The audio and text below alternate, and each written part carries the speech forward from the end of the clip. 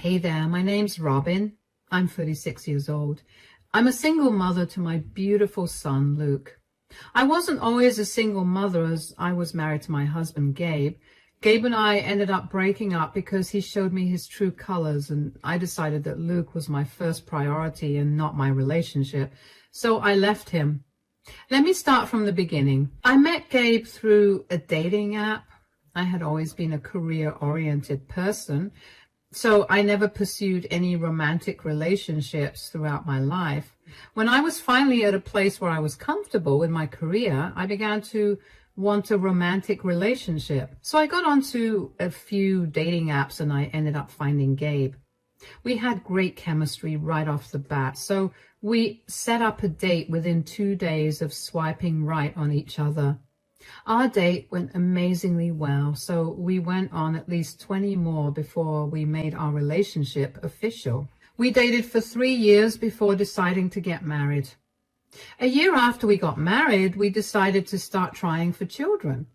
One thing that Gabe and I were passionate about was starting a family. We loved the idea of raising children and being the super cool parents we had always wanted growing up.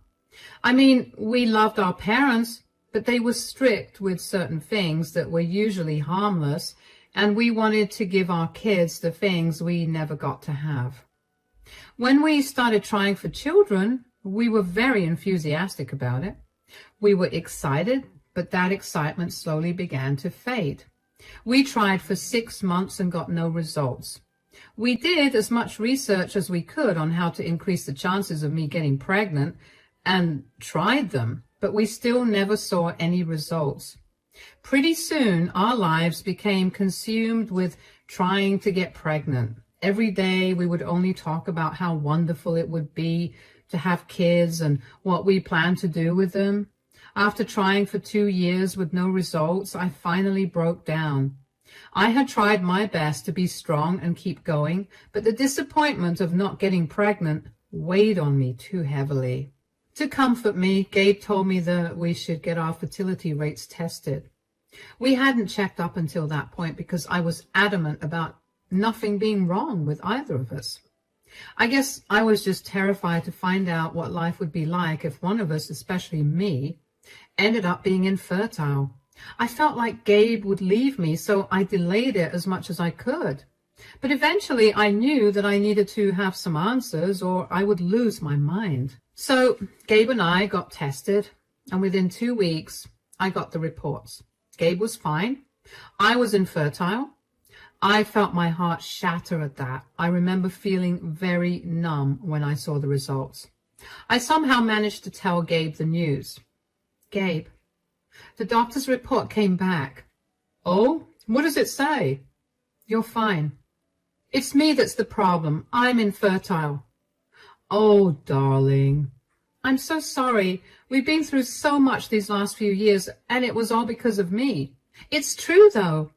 If we had gotten me tested first, we wouldn't have gone through so much if it wasn't for me. I'm a failure. Robin, you are not a failure at all. Are you kidding me? I failed at the one job that's a woman's. We've talked for so long about having children and starting a family, and I've let us down. You're probably going to leave me because of it, and I'd understand if you did. I won't stop you. First of all, just because you're a woman, your job isn't to give birth. You're so much more than that. You're successful and smart and kind, and just because you can't get pregnant, it doesn't mean that you're a failure. Secondly, I'm not leaving you at all, no matter what. Your infertility is not going to change us. But what about starting a family? Aren't you the least bit upset that we won't be able to do that? Who says I'm not upset? I am. I just anticipated one of us being infertile, so I'm not too sad. I guess I prepared myself for this and made peace with that fact. That's sadder than anything I've said so far. I feel horrible. I don't know what to do anymore. It's sad, but because I made peace with it, I can comfort you now. You don't have to worry about a thing. We're going to get through this, okay? Getting through this won't change the fact that we can't have kids. Who said we can't have kids? What do you mean? Babe, getting pregnant isn't the only way to have a child. If you're thinking of various treatments, we don't have that kind of money. No, silly. I mean, we could always adopt a child. Oh, you're okay with that? Why wouldn't I be? As long as I get to raise a child with you, it doesn't matter whether the child is related to me by blood or not. The entire reason we started trying for a child was so that we could start a family. So, are you okay with adopting a child? Of course I am. I would love to give a child who couldn't have a better life a great life. See? There's always an answer to our problems. How about we go out for some movies and dinner to cheer you up? We can properly look into adoption and get ourselves prepared for the mountain of paperwork we'll have to do. That sounds lovely. I'm sorry I was such a mess. I just didn't know what to do with myself. Hey, it's okay. Starting a family was all we've been talking about for years, so it's understandable why you were so upset. But as your husband, it's my duty to be by your side and cheer you up. Nothing you say or do will change that. I got really lucky with you, huh? You sure did. Now, go get dressed. We'll leave in an hour. At that time, I truly felt like I had hit the lottery by finding a man as amazing and understanding as Gabe. He knew just how to calm me down and comfort me. He didn't leave me. Instead, he made sure to reassure me in 1,000 ways that he was never leaving me, even when I presented him with the option too many times after that conversation. Sometimes, when I think back on these times, I feel a little guilty for not properly checking in on how he felt about the whole thing. I mean, I would ask him how he was doing, but he would only tell me a little bit about it and shift the focus back to me. I sometimes think that if I'd been firmer about finding out how he truly felt, we would have lasted. But at the same time, I don't think me doing that would have changed anything. Anyway, after that day, we got busy with researching adopting a child. We found a good adoption agency and registered ourselves with them. We had to do a bunch of paperwork, and even though it was exhausting, it was very worth it when we were told there was a 3-year-old boy that we could adopt. Gabe and I didn't even have to think before we agreed to adopt the boy. The boy's name was Luke, and he had been abandoned by his parents, so of course I knew that I wanted to give him the best life that I could. Over the next year or so, Gabe and I dedicated our everything to make sure that Luke was a happy, healthy kid. We showered him with all our love and care, and before we knew it, Luke was referring to us as Mom and Dad, and it truly was the happiest moment of our lives. But then, I began to notice changes in Gabe. It was subtle at first. Gabe was suddenly working really late and would only come home after Luke was fast asleep. I tried to get him to reduce his work hours, and he promised me he would, but he never did. When he finally reduced his work hours by a little, he'd come home and refuse to spend time with Luke or me. Luke would constantly ask me why his dad wasn't spending time with him, and I kept making up excuses to placate him, but there were only so many reasons that I could make up. I was also exhausted from having to do all the housework and the childcare. So one day, after Gabe came back home from work, I confronted him. We need to talk. What is it? I really don't have time for this. Yeah, that's the problem. What are you talking about? For the last few weeks, you've not been spending any time with me or Luke. What do you want me to do? I have to work. I'm a working parent too. You still don't see me ignoring you or Luke. Are you saying that I'm intentionally ignoring you guys? Robin, I work a very physically demanding job, so excuse me for not having any energy to joke around with you guys. I don't expect you to be in a playful mood every day. Maybe just come home earlier or sit for at least an hour with Luke. He's been asking about you a lot, and he's been really sad that you aren't here. I'm trying really hard to juggle a lot of things here. You can't expect me to spend some time doing nothing with a child. A child? He's our son. It's your duty as a father to spend some time with him. I know that, but he's still a child and children need a lot of attention. I can't give him that when I'm so exhausted every single day. Why don't you understand? Do you think it isn't upsetting me that I'm not spending any time with my son? I want to, but I really just don't have the energy to. Stop making me seem like I'm some monster. I'm sorry. I didn't mean to make you feel that way. I'm just really frustrated with you not being around a lot. I'm doing most of the childcare, the housework, and my actual job too. I'm overly tired. I just want you to contribute. I understand that you're tired, but I really need you to carve out time for Luke, at least a few times a week. I haven't had any time to myself in weeks, and I've run out of answers to give Luke when he asks me where you are. I'm sorry for lashing out at you two. I know it's not easy raising a child all by yourself, and I'm sorry I'm making you do all that. I'll free up at least an hour a day, and I'll take Luke out one day during the weekend. Does that make things better? Yeah, thank you. But I need you to stick to your word. What do you mean? You've told me many times that you'll do things and you've forgotten them after a week of doing them. I'm sorry, like I said, I'm exhausted and my body just works on autopilot most days. I'll try to be more mindful. Good. Are you sure you're only tired from work? I know I was very aggressive with my confrontation right now, but I still care about you. Tell me if there's anything else that's bothering you. We're a team, remember? It's just work. It's getting harder to do a lot of the things I had easily done a few years ago. It's not helping that we're raising a child now. I mean, I keep trying my best to be mindful and careful because I want Luke to grow up to be a good person. I don't want to mess him up in any way, but I'm already doing it. Hey, you're not going to mess him up in any way. You just need to be around a little more. And you will from now on. We'll get through this together, okay? Yeah. I'll go spend some time with Luke right now, and then I'll head to bed. I thought that would have been the end of it, but Gabe did what he always did. He listened to what I said for a week and then reverted to not spending time with Luke and me again. I brought this up with him 2 more times, and he did the same thing both times. Eventually, I gave up. I decided to just roll with it. I did my best to take care of Luke on my own and focus on my other responsibilities. Gabe would sometimes spend time with us, but most times he wouldn't. Luke also got used to his dad not being around much. On the bright side, Luke and I got very close, and I was his favorite parent. My relationship with Gabe was also taking a hit because of his absence. We went from spending every evening together to him only coming home way after I'd fallen asleep. When I'd leave for work, he'd be fast asleep. We barely spoke unless it was concerning financial matters. I tried to get him to spend time with me, but he was always busy. I couldn't help but feel like there was something that Gabe was hiding from me.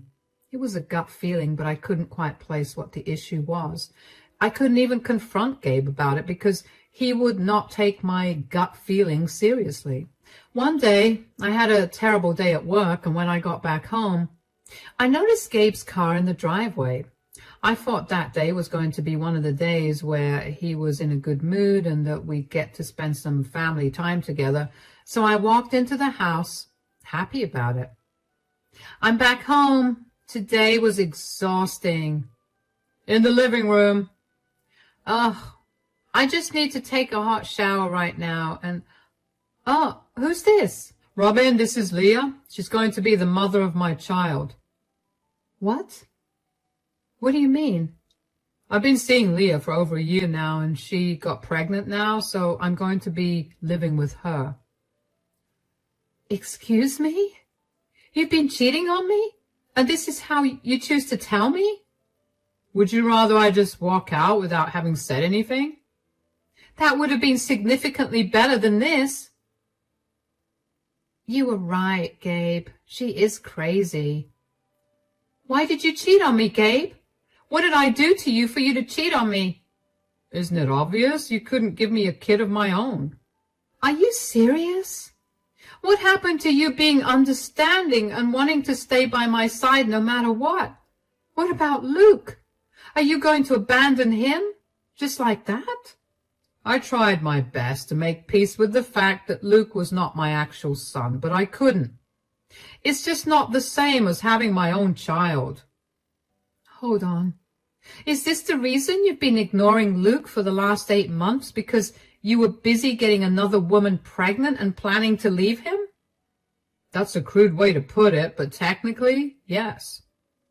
Why did you even stay for so long if you were planning to leave us? I wanted a family and you two were just there. But now that I'm going to have a baby, who's my own, I don't need you anymore. So you're just leaving us, like that? Did we really mean nothing to you? You were the one who told me that just because I was infertile, it wouldn't change us. What did you expect me to say? You were the woman I loved at that time, and I didn't like seeing you upset. I said whatever I could to get you to stop crying. Why didn't you just tell me you were not okay with me being infertile? Why did you have to lead me on like this? Do you know how hurtful this is? My God, how pathetic can you be? Your man found a real woman and he's leaving with me. Stop asking so many questions and just make peace with it. Who even are you to speak to me like this? I'm the woman who's giving Gabe a child in a month, something you could never do. Come on, babe, let's go. Robin, I'll need you to leave the house within a month. I'll see you then. Gabe and Leah left the house after that, and I felt numb. I felt like I was in some horrible nightmare. Never in a million years did I ever expect this from Gabe. He had always been the sweetest person, always vouched for us as a couple. I had heard many horror stories of husbands changing after they found out that their wives were infertile, but I never expected to be a part of that. Gabe had promised me that we were never going to change after all. I don't really remember much of the next few days. My body functioned on autopilot. Luke could tell something was wrong too, but I did my best to make him feel like everything was all right. Eventually, I guess my brain finally registered that Gabe was gone and that our relationship was over, and I had a really bad breakdown. I called my parents because I couldn't stop crying and I didn't know what to do with myself. They rushed over and comforted me. They helped take care of Luke while I processed all my emotions. They were really angry that Gabe did something so horrible, not only to me, but also to Luke. They stayed with me for 2 weeks and helped me pack everything up. When I was doing a little better, I sat Luke down and gently explained to him that Gabe would no longer be a part of our lives. Luke kept asking why, but I had no answer to give him. I ended up telling him that his dad had to leave to visit someone and wouldn't be back. Luke did not like that answer, but accepted it. My mom and dad did their best to be there for Luke as well, because they didn't want him to feel like his dad was not there. I don't know how, but the month had finally come to an end, and my mom left to go back to her place so that she could prepare Luke's and my room, and my dad went to work. Luke and I were alone for the first time in a long while, and it was upsetting, but I powered through. I finished packing up the last of our things, and then I heard the doorbell ring. I checked the camera and saw that it was Gabe. I quickly put Luke in his room and told him to stay there. I walked downstairs and opened the door. You didn't have to come here to get us out of the house. Luke and I are leaving in an hour or so. We're waiting for my dad to come and pick us up after he's done with work. I didn't come here to kick you out. Why are you crying? My life has turned into a nightmare. I don't really care, Gabe. If you haven't come here to kick us out, then I have nothing to talk to you about. I'm going to Luke's room and wait there till my dad comes. Leah's baby wasn't mine. What? The baby had a different complexion than me. She tried to pass it off as a genetic thing from her family, but I made her do a DNA test on the baby, and it wasn't mine. Oh, wow. Why are you laughing? Did you not feel sorry for me at all? My entire life has turned upside down. Why would I feel sorry for you? You were the one who cheated on me, who let his affair partner insult me, who promised to stay by my side and accept me, but quickly turned around and left me for another woman who could bear him a child, who abandoned the child that he adopted to have a child that had his blood. There's absolutely no reason to feel sorry for you at all. You deserve everything that's happening to you. I know I messed up really bad. I just can't seem to understand why Leah would lie to me. Probably because she saw that you have money and she wanted that. I was really wrong about her, Robin. I'm so sorry that I left you for her. Is there any way that we could go back to being a family again? You're kidding, right? No, I really am sorry. I abandoned my wife and my son because I was selfish. I was hurting, and instead of talking to you about it, I let it come out in ugly ways. I'm so sorry. Please take me back. I miss you guys so much every day. It took a lot of guts for me to come here today, so please consider taking me back. Gabe, do you realize how messed up what you did was? You comforted me when I felt like a failure for not being able to bear children. You told me that you would stick by me no matter what. I gave you the option to leave me many times, but you were adamant about staying. You stuck with me through the whole process of adoption and spent 2 entire years with Luke before you decided that you wanted a son that was biologically yours. Forget about how I felt, but did you really not think about how your actions would impact Luke? I didn't. Ever since you left, Luke has been depressed. He kept asking me if he was the reason you left. It did not help that you ignored him for months before you left. He may be a child, but he's very observant. I've done my best to tell him that he was not the reason. But do you know how heartbreaking it is to hear a child ask that? I know, I messed up big time. Will you please let me just talk to Luke and make things right with him? I don't want you anywhere near Luke anymore. What? But I'm legally his dad, too. That's being taken care of right now. I've arranged to have your name removed as Luke's father. What? Luke was referred to a child psychologist to deal with his feelings, and the psychologist told me that it was imperative that I only introduce you back into Luke's life if I was sure you were going to stay in his life. I don't think you will. I don't want my son struggling anymore. I want to stay. I promise. Please take me back. Gabe, you've done enough damage. Please just leave us alone. You already showed us how quick you are to change your mind if you could have a child that was biologically yours. You've hurt Luke and me enough. You deserve to suffer a lot more for what you did to us. You'll be served with the divorce papers soon. Please never contact me or Luke ever again. I went to Luke's room and I locked the door. I was beyond mad. Yet at the same time, I couldn't help but feel happy that Gabe's new life came crashing down before he could even get to enjoy it. It made me feel like, for once, the universe was on my side. I waited in Luke's room with Luke for an hour before my dad called me to let me know that he was there. He saw Gabe in the house and had a stern talk with him about leaving. Gabe tried to fight my dad, but he'd always been intimidated by him, so he left after that. My dad helped me move all of Luke's and my things. Luke was a little upset about moving, but he quickly cheered up after he saw my parents. He loved being with them because they always spoiled him senseless. He quickly forgot that we had moved out of the house, and I was glad that was the case. Gabe kept trying to contact me, but I wanted nothing to do with him, so I ignored him. My lawyer advised me not to block his number so I could use all his texts as proof of his abandonment if needed, which actually ended up being pretty useful because Gabe had texted me 1,000,000 times with apologies for abandoning Luke and me. When he realized that I was not going to respond to him, he began to send angry, mean texts about how leaving us was the best thing he did because he didn't want ungrateful brats in his life. He also said he was glad that he no longer had to take care of Luke because Luke was not his and would never have been if he continued to raise him.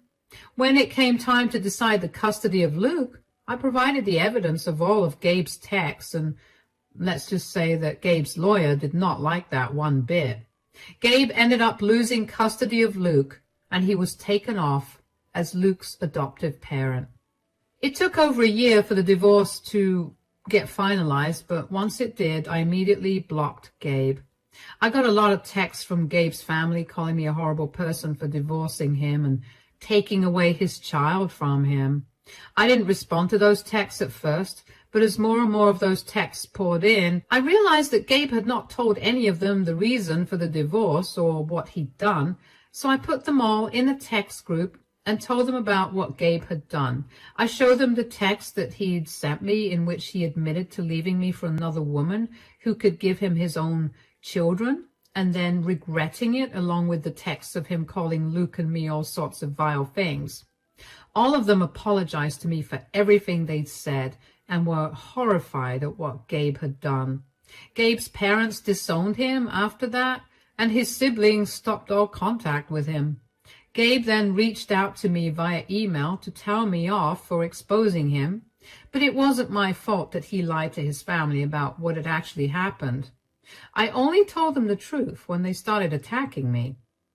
Turns out Gabe had been depending on his parents for financial help after the divorce was finalized because he had spent all his savings on providing for Leah. He paid all her hospital bills and only realized too late that the baby wasn't his.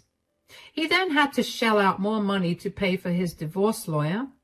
By the time the divorce was finalized, Gabe was flat out broke. He had gone crying to his parents about his lack of money and told them that I had suddenly decided to leave and took Luke with me and begged them to help him out. They had been helping out, but when they found out the truth, they wanted nothing to do with him. Now, Gabe had no one to rely on and had to figure out how to eke out his living. I was more than satisfied with this. Finally, he got what was coming to him. As for Luke and I, we're still staying with my parents. They love him with all their hearts, and they help me out with the childcare, which allows me to focus on working. Luke is a very happy kid and barely asks about Gabe anymore. Whenever he does, he usually just lets it go. I've done my best to explain to him that Gabe is no longer a part of our lives, and he's been a good sport about understanding it. I'm so glad that I've been able to provide a better environment for Luke, that I haven't even needed an opportunity to mourn the loss of my marriage. Since I've gone through this, I know that no matter what life throws my way, I'm going to get through it perfectly fine. Thank you for listening to my story.